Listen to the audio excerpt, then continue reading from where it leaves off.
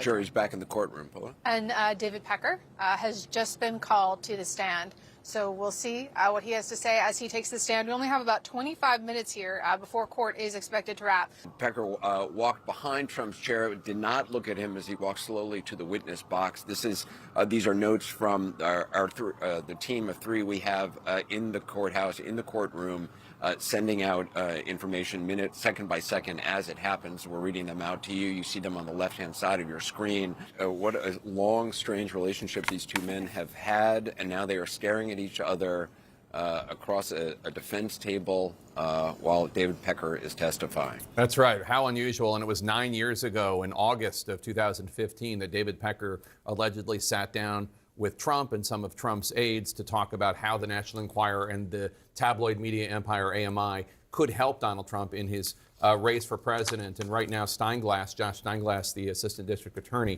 is having David Pecker walk through AMI and what kind of publications it has. And as Caitlin noted earlier, one of those erstwhile publications was Trump Style. This is a long-time relationship. And Pecker is looking at the prosecutors and toward the jury as he answers questions. He does not appear to have made eye contact directly with Donald Trump yet, although we're told Donald Trump is looking right at him as he testifies. The fact that prosecutors have chosen to call David Pecker first tells me that they have confidence in him. You want to start off as a prosecutor with someone who you believe is going to make an impact, but also be safe. And that's why you would never start, for example, with Michael Cohen. Now, I'm sure the defense has a vigorous cross ready for him, but this is a sign of confidence by the prosecutors in the way they've ordered these witnesses. It is a big witness, and he has immunity. And Karen, they're walking right now through basic biographical details. The jury, as we covered during jury selection, during voir dire, this is a group of people that hasn't really kept up on the news. They're not really super up on who any of these people are, especially David Pecker, arguably the least well-known of the three major witnesses. David Pecker just told the prosecutor, yes, I had the final say on the celebrity side of the magazines going into the details. So what is the point of what the prosecutions are doing here? Just establishing the power and the influence this man had?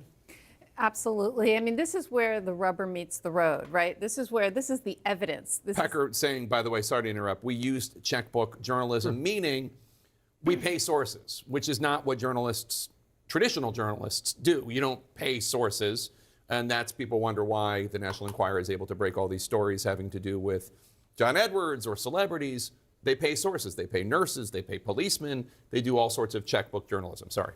Yeah, so this is evidence, right? The opening statements are not evidence. Jury selection is just that. This is the first thing we are seeing that is actually now evidence of the crime. And so the prosecutor is using David Pecker to set the stage. And just note that David Pecker is just talking about the checkbook journalism they practice. If it was more than $10,000, he would have to sign off on it.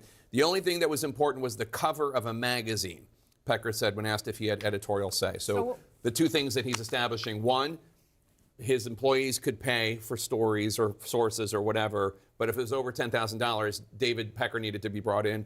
And two, in terms of what's in the magazine, all that matters to him is the cover. And what the prosecution, what Josh Steinglass is doing here, Josh Steinglass is a very, very seasoned experienced trial attorney. He's one of the best in the Manhattan DA's office. What he's doing here is he knows how intimidating it must be for David Pecker to be having Donald Trump glare at him from across the courtroom and leer at him. He's trying to get him comfortable. He's having him talk about things that aren't going to be difficult. Get him comfortable in front of the jury, comfortable in front of Trump, comfortable answering questions. So he hasn't asked him any difficult questions yet. And so you won't see that until he gets him used to speaking and used to talking here. So David Pecker was just asked to give the last four digits of multiple cell and office phone numbers. He laughed when he was asked to do so. He confused one, but he was proud he remembered another. I guess this is just to show that how hands-on he was. He was involved in specific. Yeah. It's also important. I'm sorry, Jamie. I just wanted to ask Jim. This isn't a quiz, with someone like Donald Trump, though, are you reminding him of that every single day before you go into court about being cognizant of the jury? But it's actually not just limited to him. But yes, you've got a lot of people that are going to have very strong opinions. It's times 10. There's a whole political lane here that's different than any other prosecution. I get all that. So yeah, you'd be like, hey, have your spokespeople do their thing, but keep in mind we need these 12 people to realize you're respectful. On the phone number topic, I think they're also trying to lay a foundation because they're going to have phone records that look like your phone bill that lists numbers. Prosecutors are going to go in and want to be able to say, that's so-and-so's number. We have an interesting proxy, by the way. Just to interrupt for one sec, so Trump's attorney, Todd Blanche, is laughing at the routine as Josh Steinglass and David Pecker are going back and forth, and Josh is saying, this isn't a quiz, but do you know what this number is? Do you know what that number is? And David Pecker is laughing.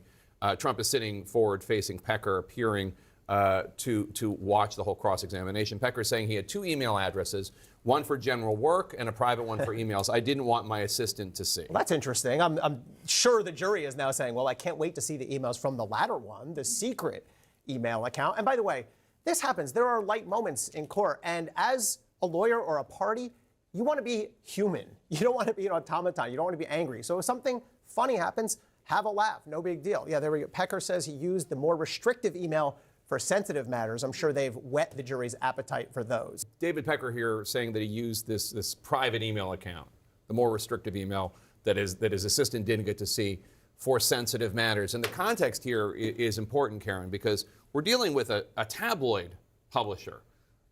Everything is a sensitive matter. So to be a sensitive matter in his world is super, super sensitive because basically he's dealing with airing the dirty laundry of all sorts of famous or semi-famous people. Steinglass, the assistant district attorney, is now asking David Pecker about Dylan Howard, who was the editor-in-chief of the National Enquirer at the time.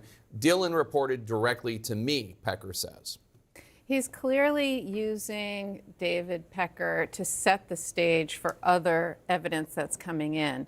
And so he's having him tell the story. What are the email addresses? What are the last 4 digits of certain numbers?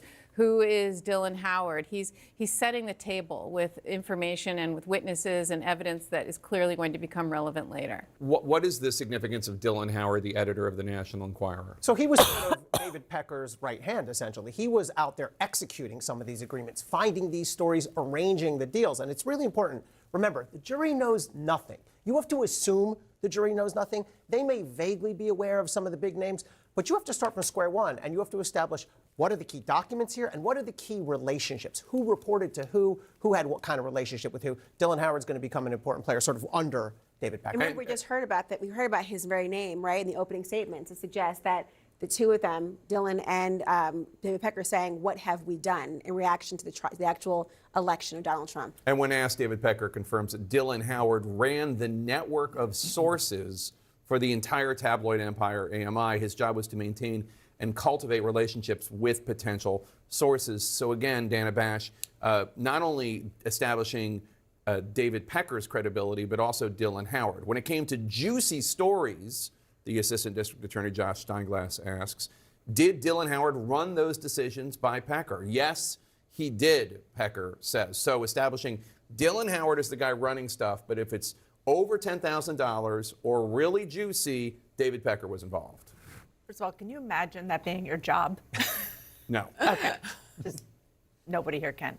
Yeah, they're establishing that David Pecker is somebody who is the most credible when it comes to having knowledge and having the ability to carry out not only the catch and kill, but also to be involved in the quote-unquote scheme that the prosecution is laying out, that the former president, along with Michael Cohen, falsified his business records. So David Pecker saying that he and Dylan Howard are no longer in contact. The judge is now excusing the jury as we approach 12:30. As we covered earlier, one of the alternate jurors has a dentist's appointment, so the jury is going to adjourn early today. I'm sorry to interrupt. No, I just think that it's important to know that David Pecker and Donald Trump were friends. He wanted Donald Trump to become president. Donald Trump, when he gets in the White House, invites him there. He'd given him years' worth of headlines. They've had a long-term symbiotic relationship. No question. But at this point, it is October. It is 2 weeks before the election. I do not think we can minimize or forget what that Access Hollywood tape was like. Judge Marchand telling the jury to return at 11 a.m. East Coast time tomorrow. He instructs them the court will go until 2 p.m. Eastern time tomorrow. So 3 hours of court tomorrow. We should just point out David Pecker is stepping down from the jury box. He smiled and he said hi to Trump's table as he walked past. So the first acknowledgement between the two that we know about. We don't know what it's Trump's just reaction remarkable. was. They don't speak anymore. They have known each other for decades, and he did a lot of effort, a lot of work on Trump's behalf to help him get into the White House using the platform of the National Enquirer. And now it has completely turned its head on both of them, and now he's a witness in this case, and Donald Trump is seated at the defense table.